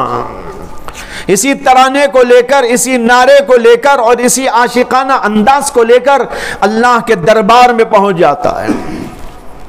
یہاں سے مارتے مارتے یہ نعرے جب اللہ کے دربار میں پہنچتا ہے، وہاں حکم ہے اللہ کا، گھر آنے کے بعد نعرہ بند کر دو، اب وہاں نہیں مارنا ہے، یہ ادب ہے۔ اب وہاں بھی جا کے کیوں مارو، اب وہاں پہنچ گئے تو اب وہاں بند۔ اب اس کے بعد اللہ کے گھر کا طواف کرتا ہے، طواف بھی عاشقانہ عبادت، گھر کو گھوم رہا ہے اللہ کے، ادھر سے ادھر ادھر سے ادھر، دیوانے کی طرح۔ اسی عاشقانہ انداز میں پھر وہ جاتا ہے آگے، مینا میں جاتا ہے، عرفے کے میدان میں جاتا ہے، عرفات کے میدان میں جاتا ہے۔ یہ پورے کا پورا اوپر سے نیچے تک عاشق انداز ہے۔ اسی انداز کے ساتھ، اسی نعرے کے ساتھ وہ پوری عبادت انجام دی جاتی ہے۔ معلوم ہوا اس کے اندر بھی اصل چیز عشق ہے۔ پھر اس کے علاوہ دیگر عبادات، مثال کے طور پر ذکر اللہ، میں ابھی تھوڑی دیر پہلے عرض کر چکا ہوں، ذکر تو خالصتاً عبادت عاشقانہ ہے، نعرے ہی نعرے، اللہ اللہ اللہ کے نعرے۔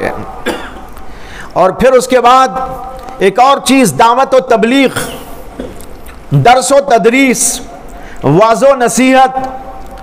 اس کی اصل کیا ہے؟ اس کی اصل بھی اللہ کا عشق ہے۔ جو لوگ یہ راز کو نہیں جانتے وہ تو صرف ظاہراً دعوت کرتے ہیں، تبلیغ کرتے ہیں، درس دیتے ہیں، تدریس کرتے ہیں، واعظ و نصیحت کرتے ہیں، اور جن کے دلوں کے اندر عشق ہوتا ہے وہ سمجھتے ہیں کہ بھائی یہ تو ایک عاشقانہ انداز ہے زندگی کا۔ کیوں؟ یہ تو ایسا ہے کہ ایک آدمی کو معلوم ہے کہ یہ چیز اللہ، وہ اللہ کی معرفت رکھتا ہے، اللہ تبارک و تعالیٰ کی صفات سے واقف ہے، اللہ تبارک و تعالیٰ کے تعلقات سے واقف ہے، اب وہ دوسروں کو بلاتا ہے، آؤ میرے اللہ سے ملنے، آؤ میرے اللہ سے ملنے، آؤ میرے اللہ سے ملنے۔ یہ عاشقانہ ہوا کہ نہیں ہوا؟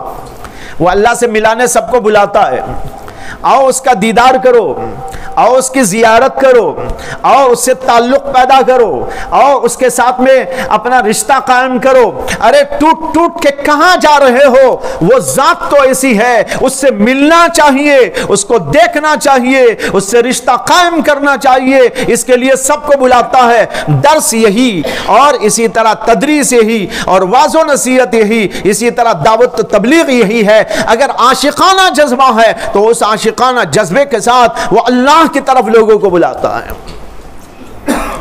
معلوم ہوا کہ اس کے اندر بھی یہی عشق ہونا چاہیے۔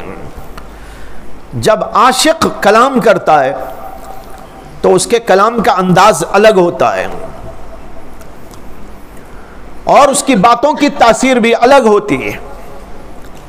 جس کے اندر وہ چیز نہیں ہوتی، وہ ظاہری طور پر تو بہت کچھ ہوتا ہے، لیکن اللہ کی طرف رجوع اس سے پیدا نہیں ہوتا۔ یہ بات یاد رکھنے کی ہے۔ کہتے ہیں کہ حضرت شیخ عبد القادر جیلانی رحمت اللہ علیہ نے ایک موقع پر اپنے بیٹے سے کہا کہ تم واعظ کہہ دو۔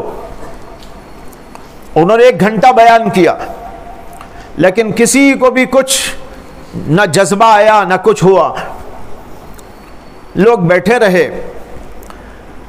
اس کے بعد حضرت نے جب دیکھا کہ لوگوں پر کوئی اثر نہیں ہوا تو انہوں نے ایک موٹی سی بات کہی کہ بھائی آج ہم نے ارادہ کیا تھا روزہ رکھنے کا، یہ سحری کے لیے دودھ رکھا، بلی نے آ کے دودھ پی لیا اور ہم بغیر سحری کے روزہ رہ گئے۔ بس اتنا کہتے ہی لوگوں کے اندر ایک عجیب سی ہلچل مچ گئی، اللہ اللہ کی صدائیں آنے لگی۔ بیٹے نے کہا کہ حضرت میں نے 1 گھنٹہ کہا لیکن لوگوں پر کوئی اثر نہ ہوا، اور آپ کے 2 جملوں سے ان لوگوں کی حالت عجیب و غریب ہو گئی۔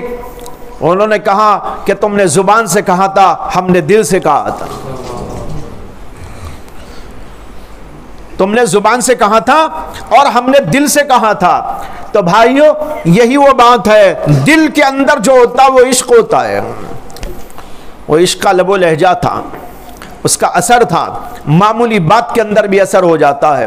تو معلوم ہوا کہ تمام عبادات میں، حتیٰ کہ درس میں، تدریس میں اور واعظ و نصیحت میں اور دعوت اللہ و تبلیغ دین میں، ان تمام کے تمام شعبوں کے اندر بھی اصل روح وہی عشق الہی ہے۔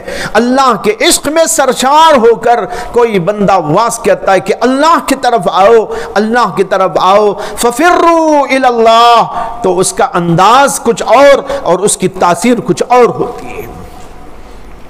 تو معلوم ہوا کہ تمام عبادات کے اندر اصل روح یہ ہے۔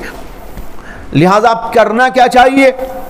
اب تک کی جو باتیں تھیں اس کا خلاصہ یہ ہے کہ انسان کے اندر انسیت اصل ہے، اسی بنیاد پر اس کو شرف ملا ہے، اسی بنیاد پر اس کو اعلیٰ ترین مقام دیگر مخلوقات کے اندر حاصل ہوا ہے۔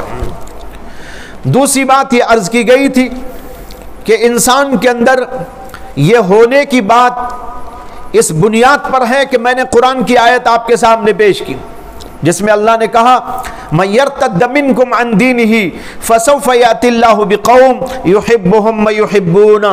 اگر تم کام نہیں کر سکتے مجھے چاہنے والوں کو لے کے آ کے کھڑا کر دیتا ہوں۔ کیا لہجہ ہے، اس سے کیا معلوم ہو رہا ہے؟ عشق اصل ہے، یہی بنیاد ہے۔ اچھا اس آیت میں آگے دیکھیے چند باتیں ہیں غور کرنے کی۔ پہلی بات تو یہ ہے کہ اس آیت میں اللہ نے کہا فَسَوْفَ يَأْتِ اللَّهُ بِقَوْمٍ يُحِبُّهُمْ وَيُحِبُّونَهُ، ایسی قوم کو اللہ لا کے کھڑا کریں گے جو قوم ایسی ہوگی کہ اللہ ان سے محبت کریں گے اور وہ اللہ سے محبت کریں گے۔ اس سے کہ محبت دونوں طرف سے ہوتی ہے، دونوں کے اندر تلازم ہوتا ہے۔ یہاں سوال یہ ہے کہ یہاں اللہ کی محبت کا ذکر پہلے، بندوں کی محبت کا ذکر بعد میں آیا ہے۔ یحبہم، اللہ ان کو چاہے گا اور وہ اللہ کو چاہیں گے۔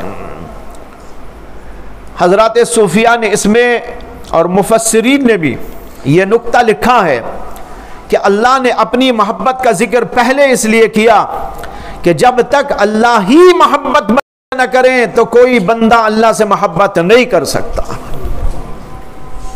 پہلے اللہ کرتے ہیں بندے سے، اس کے بعد بندے کو توجہ ہوتی ہے۔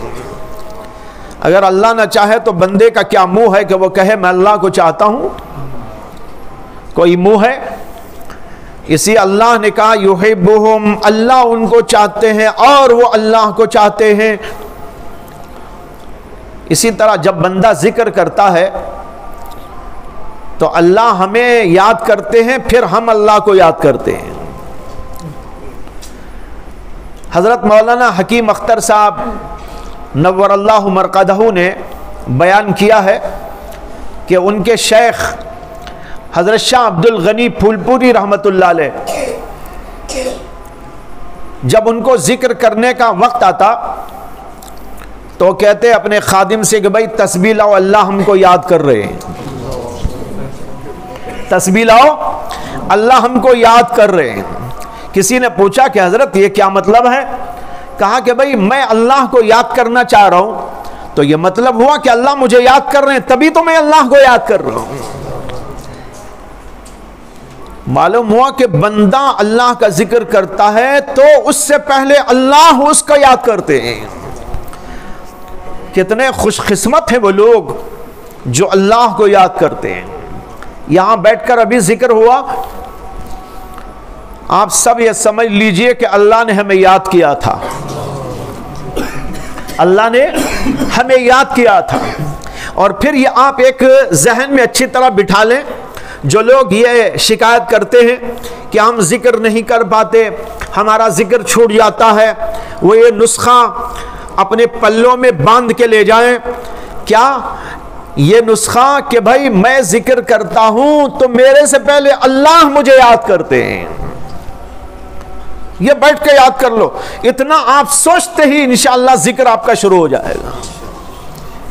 جب آپ سوچیں گے نا میں ذکر کروں گا تو اللہ مجھے یاد کرتے ہیں، تو آپ اس وقت کیا خاموش بیٹھے رہیں گے یہ سوچ کر بھی کہ اللہ مجھے یاد کر رہے ہیں، اللہ مجھے یاد کرتے ہیں جب میں اللہ کو یاد کرتا ہوں؟ اس طرح سوچنے کے باوجود وہ آدمی کتنا بڑا محروم ہوگا جو ذکر نہیں کرتا۔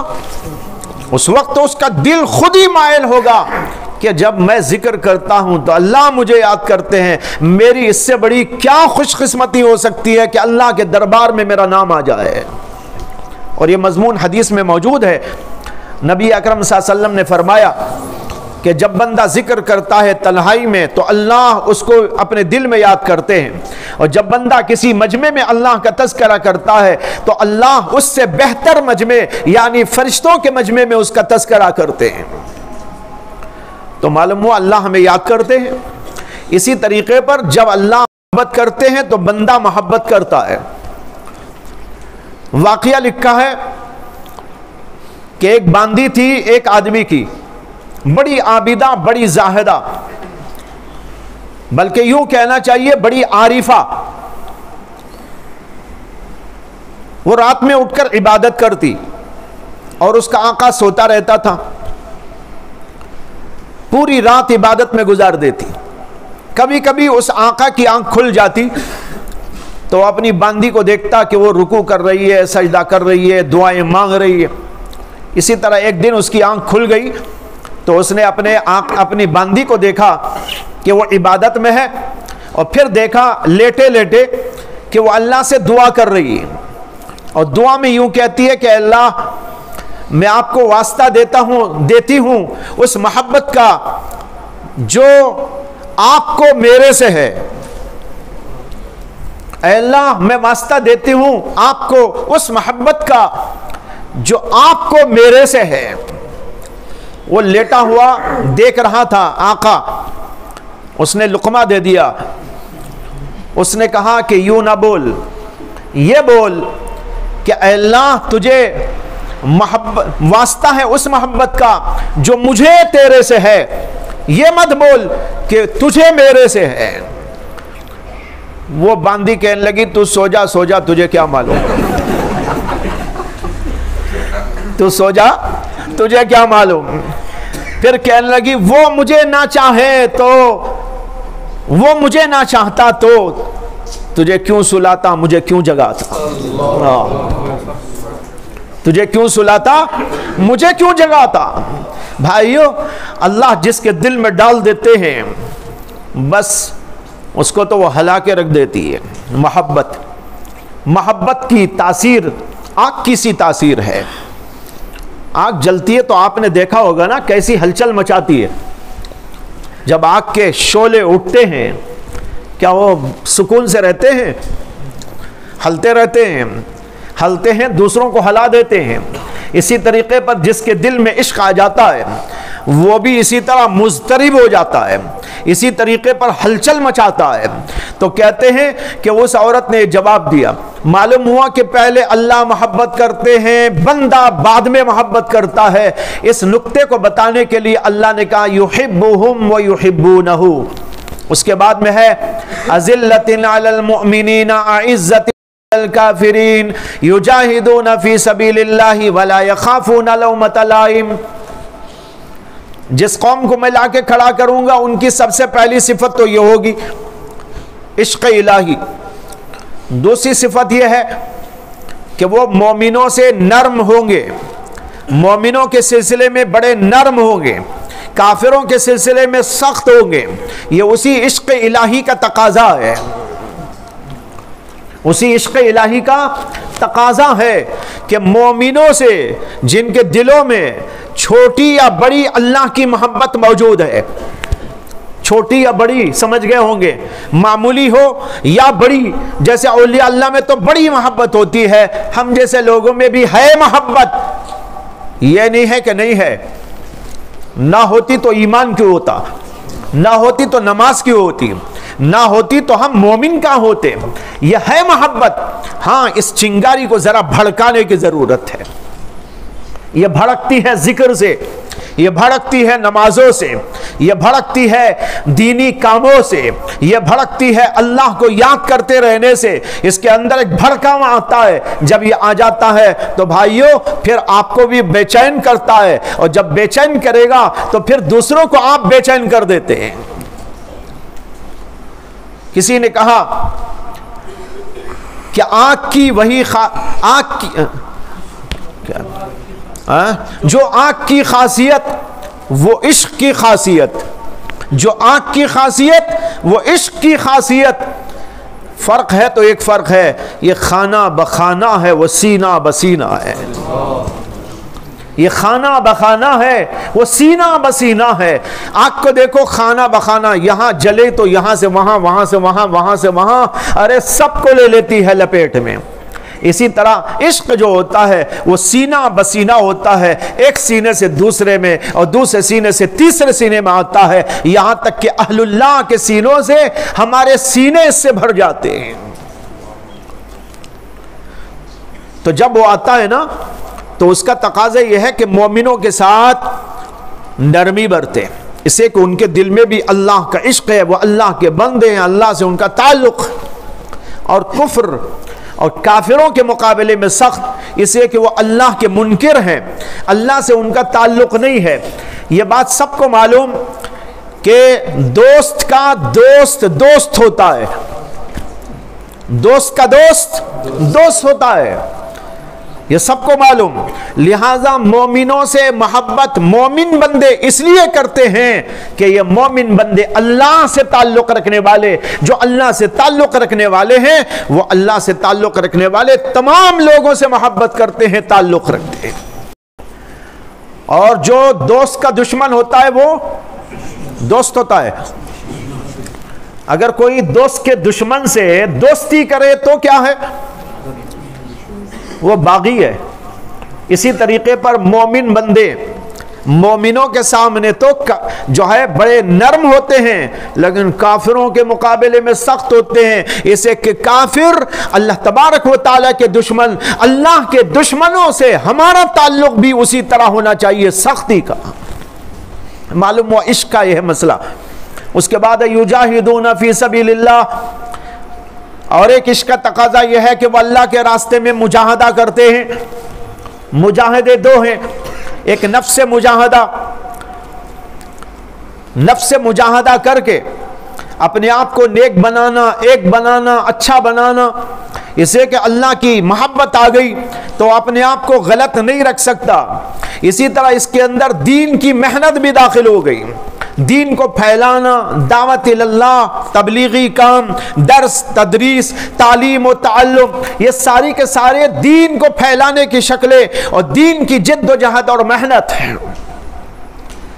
لہذا اللہ کی محبت والے کا ایک کام یہ بھی ہے کہ وہ اللہ کے راستے میں مجاہدہ کرتا ہے، اللہ کے دین کے راستے میں مجاہدہ کرتا ہے، تکلیفیں برداشت کرتا ہے اور دین کی خدمتوں کو انجام دیتا ہے، دعوت اللہ کے طریقوں سے، تدریس کے طریقوں سے، تعلیمی طریقوں سے اور واعظ و نصیحت کے سلسلے سے یا تصنیف و تالیف کے ذریعے سے، اسے کہ اس کی شکلیں تو بہت ساری ہیں، ان مختلف شکلوں سے آدمی اللہ کے دین کی خدمت کرتا ہے۔ یہ بھی اللہ کی محبت کا تقاضا ہے۔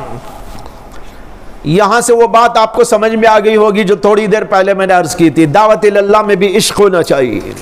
دیکھو عشقی کا تقاضا ہے، عشق کا تقاضا ہے کہ وہ جیسے خود کو ٹھیک بنا رہا ہے دوسروں کو ٹھیک بنائے، اللہ کی طرف بلائے، آؤ میرے اللہ کو دیکھ لو، آؤ میرے اللہ سے تعلق پیدا کر لو، آؤ میرے اللہ سے لے لو، آؤ میرے اللہ سے مل لو۔ یہ اس کے اندر ایک جذبہ پیدا ہوتا ہے، اس لیے وہ سب کو بلاتا ہے، کافروں کو بلاتا ہے، باغیوں کو بلاتا ہے، کو بلاتا ہے، فاسقوں فاجروں کو بلاتا ہے، عوام کو بلاتا ہے، آؤ اللہ کے راستے کی طرف۔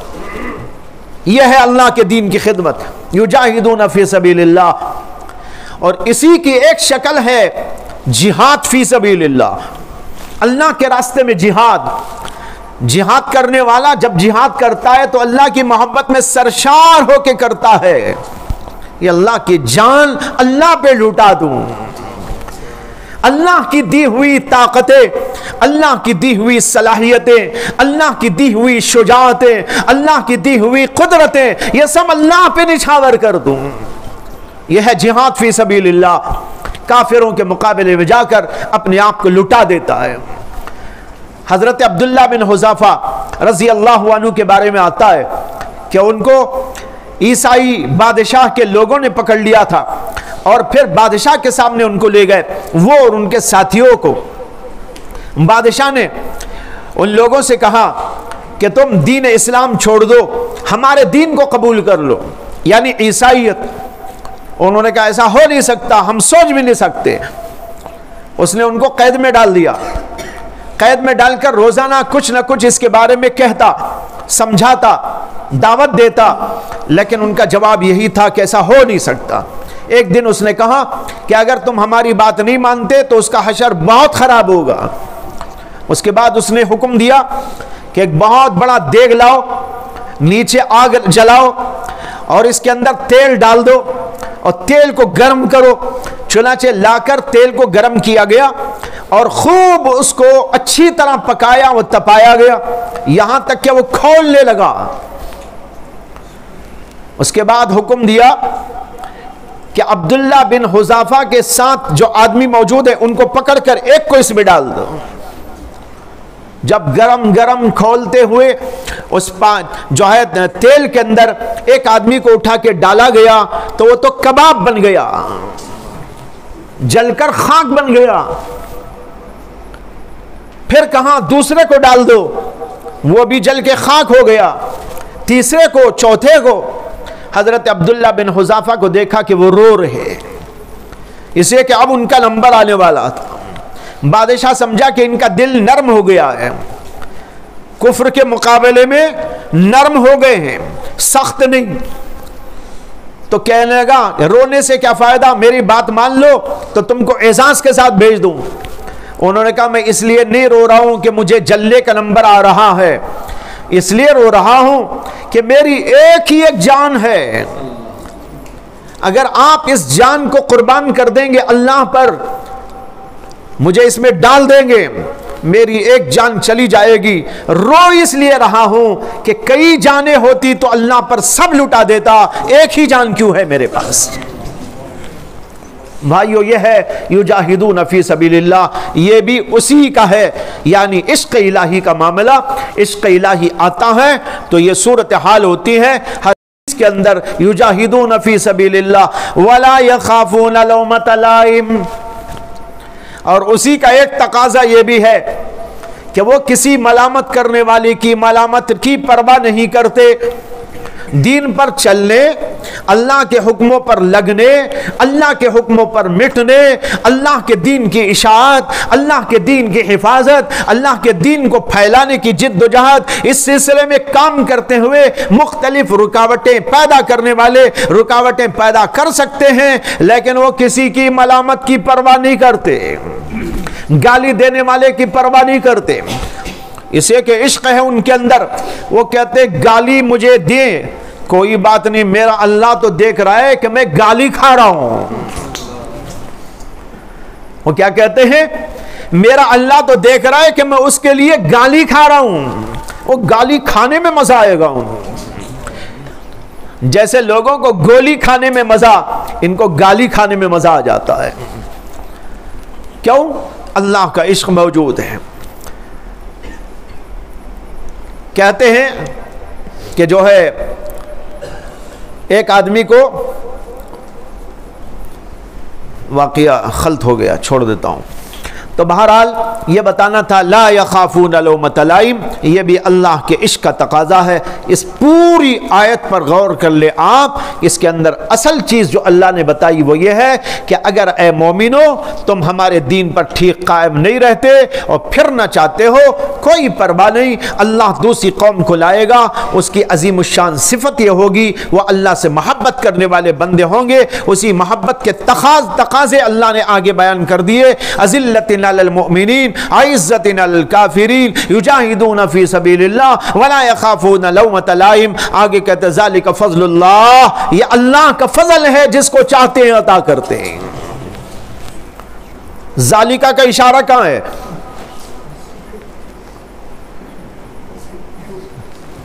بولو بھائی پڑھنے والے، ہاں حب، وہ جو ہے نا اللہ کہہ رہے ہیں ہم ایسی قوم کو لائیں گے ان کے اندر یہ صفت ہوگی، اس کی طرف اللہ اشارہ دے رہے ہیں ذالک فضل اللہ، یہ اللہ کا فضل ہے جو ان بندوں کو عطا کیا گیا ہے، اور اس کی وجہ سے یہ ساری صفات ان کے اندر پیدا ہو گئی ہیں۔ یہ اللہ کا فضل ہے، جس کو چاہتے ہیں عطا کرتے ہیں، وہ بہت وسعت والے، بہت بڑے فضل والے ہیں جس کو عطا فرمانا چاہتے ہیں۔ معلوم ہوا بھائیو کہ ہمیں یہ چیز اپنے اندر پیدا کرنا ہے، اللہ کا عاشق بننا ہے، اللہ کا عاشق بن کر زندگی کرنا ہے۔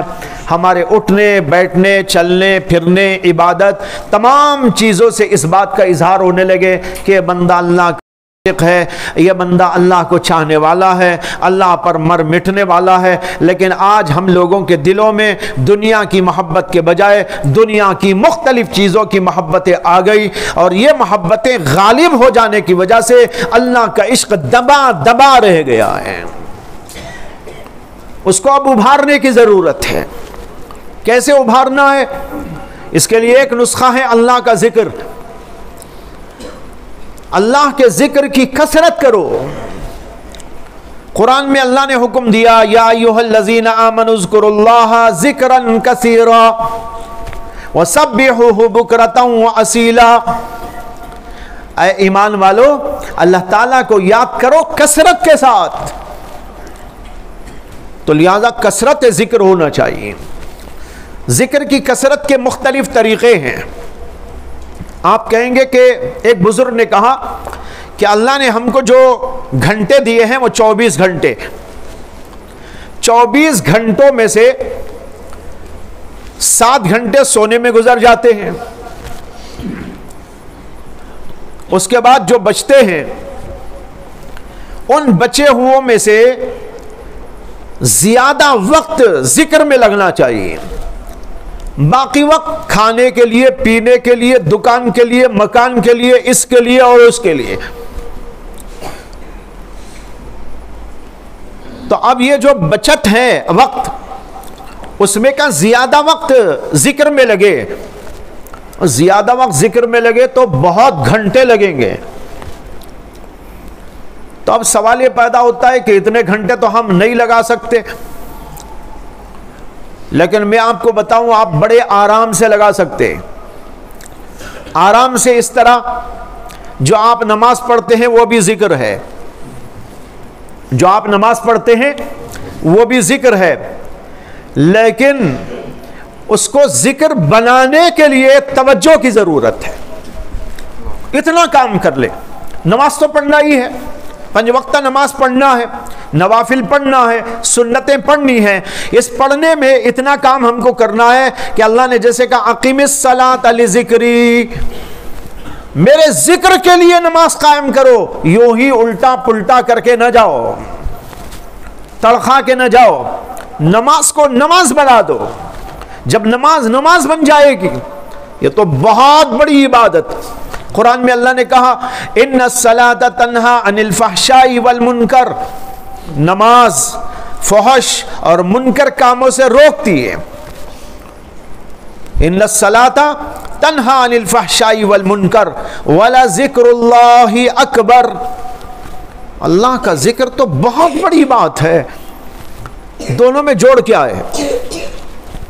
پہلے جملے میں اور دوسرے جملے میں جوڑ کیا ہے؟ غور کریں۔ پہلے جملے میں کہا گیا ان الصلاۃ تنہی عن الفحشاء والمنکر، نماز روکتی ہے فحش سے، منکر سے، بے حیائی کی باتوں سے، گندی چیزوں سے۔ نماز کی اصلیت یہ ہے کہ وہ برائیوں سے روکتی ہے۔ اس کے بعد ہے وَلَذِکْرُ اللَّهِ اکبر، یہاں ذکر اللہ سے مراد وہی نماز ہے۔ ارے اللہ کا ذکر تو بہت بڑی بات ہے، اس لیے روکتی ہے وہ۔ سمجھے کہ نہیں سمجھے؟ اللہ نے کہا وَلَذِکْرُ اللَّهِ اکبر، ارے اللہ کا ذکر تو بہت بڑی بات ہے۔ اسی بڑی بات میں سے ایک بات یہ بھی ہے کہ نماز برائیوں سے منع کرتی ہے، روکتی ہے۔ اگر نماز واقعی ذکر بن جائے، اس کے اندر ذکر والی کیفیت پیدا ہو جائے، یہ تو بہت بڑی بات ہے۔ وہ نماز واقعی نماز ہوگی تو کیا کیا کام انجام دے گی۔ اس لیے اللہ نے کہا ذکر اللہ اکبر۔ تو یہ ہے نماز۔ ایک تو نماز آپ پڑھیں گے ذکر ہو جائے گا، بس توجہ کی ضرورت ہے، ہر کام سوچ کر غور کر کے اللہ کو حاضر ناظر جان کر اللہ کو سامنے گویا کہ دیکھتے ہوئے اور احسانی کیفیت کے ساتھ، جیسے کہ حدیث کے اندر آیا ان تعبد اللہ کأنک تراہ فإن لم تکن تراہ فإنہ یراک، اس کیفیت کے ساتھ پڑھنے کی کوشش کریں، وہ آپ کی نماز ذکر بن جائے گی۔ ایک بات ذکر اللہ قائم کرنے اور جو ہے ہمارا وقت اس میں لگانے کا ایک طریقہ یہ ہو گیا۔ دوسرا طریقہ یہ ہے روز مرہ کی دعاؤں کی عادت ڈال لیں۔ پورا ذکر ہو گیا، آپ کا اٹھنا ذکر، سونا ذکر، بیت الخلا جانا ذکر، بیت الخلا سے آنا ذکر، کھانا و پینا ذکر، اور کپڑے پہننا اور نکالنا ذکر، کہیں جانا اور آنا ذکر، مسجد کی طرف چلنا آپ کا ذکر، ہر چیز اگر آپ اللہ کے نبی صلی اللہ علیہ وسلم کی دعاؤں کے ساتھ کرتے چلے جائیں، کتنا بڑا وقت اس میں پاس ہو جائے گا اور آپ بھی پاس ہو جائیں گے۔ ہوگا کہ نہیں ہوگا؟ کتنا بڑا وقت اس میں لگ جائے گا ہمارا۔ تو کتنا آسان ہے بھائی اللہ تعالیٰ کا ذکر کرنا۔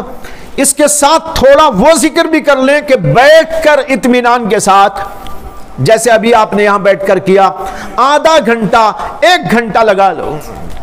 حضرت شیخ الاسلام مولانا حسین احمد مدنی نور اللہ مرقدہ روزانہ 2.5 گھنٹے ذکر کرتے تھے۔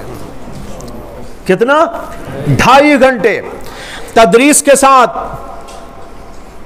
اور وہ شیخ الحدیث تھے دارالعلوم دیوبند کے، تحقیقی درس کے ساتھ، اس کے ساتھ سیاسی اسفار، سیاسی مصروفیات، دنیا بھر میں گھومنا اور پھرنا، اس کے ساتھ 2.5 گھنٹے ذکر کا معمول تھا۔